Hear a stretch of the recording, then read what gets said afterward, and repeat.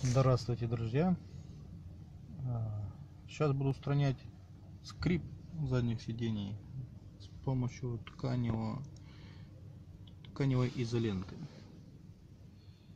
Хочу намотать немного на эти штыри.